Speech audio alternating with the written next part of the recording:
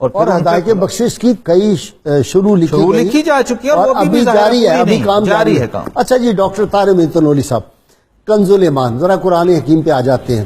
یہ بات جو کہی جاتی ہے کہ شاہ عبد القادر اور امام محمد رضا بریلوی رحمۃ اللہ علیہ کا جو تراجم ہے، ان کیا خصوصیت ہے؟ اب تو اتنے تراجم لوگوں نے کر دیے ہیں جس کا حساب نہیں، مارکیٹ بھری پڑی۔ جی بھائی صاحب بالکل، جب بھی آپ قرآن مجید کا ترجمہ کریں گے، اللہ کا کلام ہے، اس کو اتنا ہی سمجھیں گے جتنا اللہ نے آپ کو فہم دیا ہے یا جتنی آپ کی استعداد ہے۔ کنز الایمان کو جب آپ دیکھتے ہیں تو کنز الایمان کے بعد کے جتنے بھی تراجم ہیں، یہ کوئی مبالغے کی بات نہیں ہے، ان کو سامنے رکھ لیں۔ قرآن مجید کی ہدایت جتنی آپ تک کنز الایمان کے ذریعے سے پہنچتی ہے، کسی دوسرے ترجمے کے ذریعے سے نہیں پہنچتی۔ مثلا میں عرض کرتا ہوں، دو تین باتیں بڑی امپورٹنٹ ہیں۔ پہلی بات یہ ہے کہ ایک تو جو ایمانی قوت ہے اعلی حضرت کی، ذات رسالت مآب سے نسبت ہے اور علوم میں دسترس ہے، اس کی وجہ سے اعلی حضرت اپنے زمانے کی کسی بھی علمی برتری سے مرعوب نہیں ہوئے، چاہے وہ سائنس ہے، کچھ بھی ہے۔ پہلی بات۔ دوسری بات، جب اعلی حضرت ترجمہ کر رہے ہوتے ہیں، اس ترجمے کے ذریعے سے آپ کو بیک وقت علمی اور عملی اور اعتقادی تربیت مل رہی ہوتی ہے۔ یعنی اس ترجمے کے ذریعے سے اعلی حضرت آپ کو وہاں پہنچانا چاہتے ہیں جہاں قرآن مجید آپ کو دیکھنا چاہتا ہے۔ میں ایک دو مثالیں آپ کو دیتا ہوں۔ یعنی قرآن سے تعلق اور صاحب قرآن سے نسبت عشقی، یہ جو چیز ہے بھائی صاحب، تعلق بہت سے لوگوں کو نصیب ہے، نسبت عشقی بہت سے لوگوں کو نصیب ہوگی۔ اس تعلق اور نسبت عشقی کو اپنے متوسل تک، قرآن مجید کے قاری تک منتقل کرنا، یہ ہر کہ ہمیں کے بس کی بات نہیں ہے۔ جب کنز الایمان کو آپ دیکھتے ہیں تو جہاں سے بھی آپ دیکھیں، آپ کو قرآن مجید کا وہ فیضان منتقل ہوتا ہوا نظر آتا ہے تربیت کی صورت میں۔ آپ کی فکری تربیت ہوتی ہے، آپ کی ذہنی، آپ کی روحانی اور علمی تربیت۔ مثال سے سمجھائیں۔ میں ایک مثال آپ کو پیش کرتا ہوں۔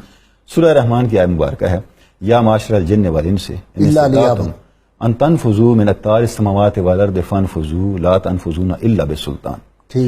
ہے جن و انس کے اجتماع، اگر تم چاہو تو زمین و آسمان سے نکلنا بھی چاہو تو نہیں نکل سکتے۔ اب جتنے مترجمے آپ اٹھا کے دیکھیں، الا بسلطان، کسی نے کہا ہوگا کہ آپ سلطان کے ذریعے سے نکل سکتے ہیں، اس طرح۔ لیکن اعلی حضرت نے کیا ترجمہ کیا؟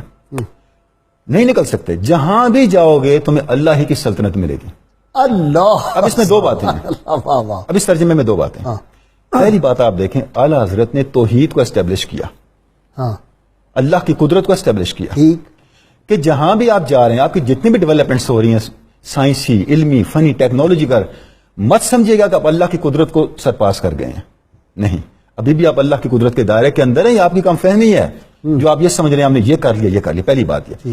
دوسری بات، اعلی حضرت نے اس کائنات کی تصویر کا دروازہ کھولا ہے، اس امکان کو بتا دیا ہے کہ امکان موجود ہے، اب جا سکتے ہیں اس پہ کوئی۔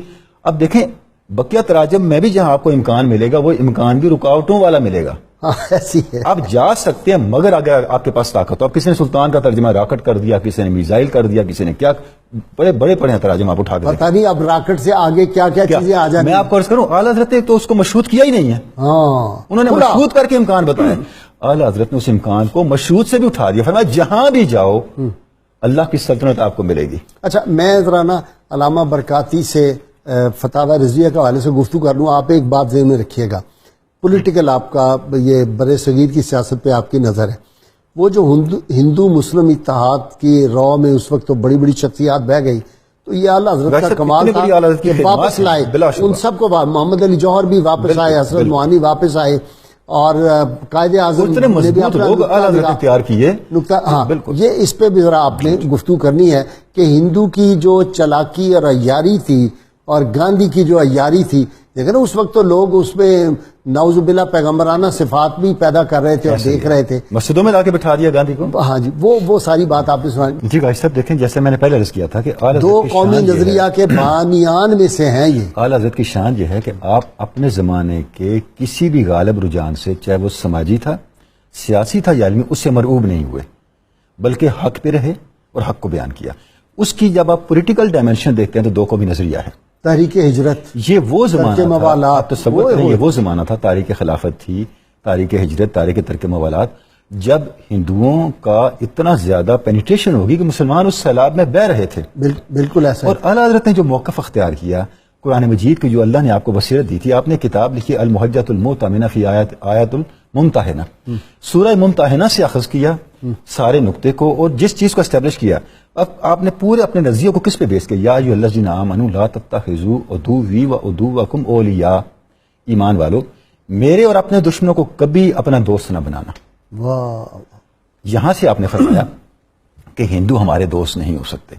اچھا، تاریخ خلافت میں بھی آپ نے جو موقف اختیار کیا، آپ دیکھیں وہ تمام علماء، تاریخ نے ثابت کیا کہ جو ان کا موقف تھا الٹیمیٹلی یہ مومنانہ بصیرت تھی. یہ ہے اب تاریخ خلافت میں جس وقت ہوئی تو جہاں دارالحرب قرار دیا گیا، جتنے علماء تھے تاریخ ہجرت کے، ان کا اشر انہوں نے دیکھیں کیا ہوا کہ مسلمان اعلیٰ حضرت نے فرمایا نہیں، یہ اس پہ بھی آپ کی کتاب ہے، فرمایا یہ دارالسلام ہے، دارالحرب نہیں. اگر آپ اس کو دارالحرب قرار دیں گے، اس کے کچھ اور فقہی امپلیکیشنز ہیں. دیکھیں جی، قانونی محمد علی جوہر نے آ کے معذرت کی کہ آپ کا موقف ٹھیک ہے، شوکت علی نے کہا تدریج سارے آئے. اچھا، میں آپ کو عرض کروں اس کے بعد تاریخ خلافت کی کتنی زیادہ نوستیں ہوئیں. میں ایک چیز آپ کو بتاؤں، جو کٹھی ہندو مسلم کٹھی جدوجہد تھی، سلیمان اشرف جن کو ہندوستان کے سلیمان اشرف بہاری رحمۃ اللہ، جن کو جو اعلیٰ حضرت کے شاگرد ہیڈ آف ڈپارٹمنٹ تھے، جو برصغیر کے 5 سلیمانوں میں سے ایک سلیمان انہیں کہا جاتا ہے. اگر برصغیر نے 5 سلیمان پیدا کیے تو ان میں ایک یہ تھے. انہوں نے اپنی کتابوں میں 100 سے زائد کفریہ اعمال ثابت کیے جو ہندوؤں اور مسلمانوں کی کٹھی جدوجہد کے دوران مسلمانوں سے جن کا ارتکاب ہوا. یعنی کہ آپ کے دینی شاعر آپ کے ہاتھ سے نکل اچھا، میں آپ کو بہت دلچسپ بات سناؤں.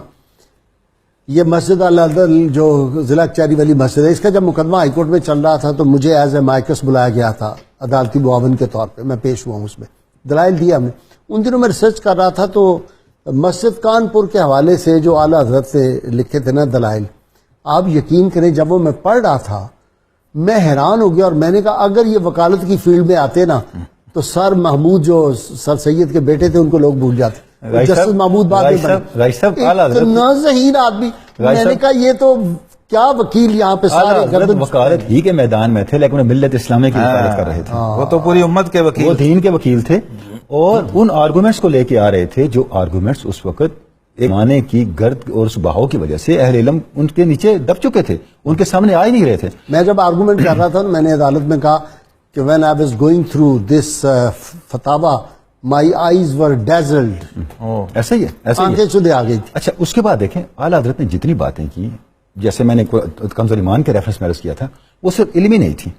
اعلیٰ حضرت کے سامنے اس کے عملی نتائج بھی ہوتے تھے کہ یہ جو آپ موقف لے کے چل رہے ہیں اس کے عملی نتائج کیا ہوں گے. آپ دیکھیں وہ کتنی بے بصیرت کی عادت تھی جنہوں نے یہاں ہجرت کے فتوے اتقوا من فراست المومن، اتنی بے بصیرت کی عادت تھی جنہوں نے آپ کو ہجرت کے راستے پہ چلا دیا. اس سے کیا نتائج نکلے؟ دیکھیں اس ہجرت کے اثرات آج تک افغانستان اور ہندوستان کے درمیان چل رہے ہیں، پاکستان کے درمیان چل رہے ہیں.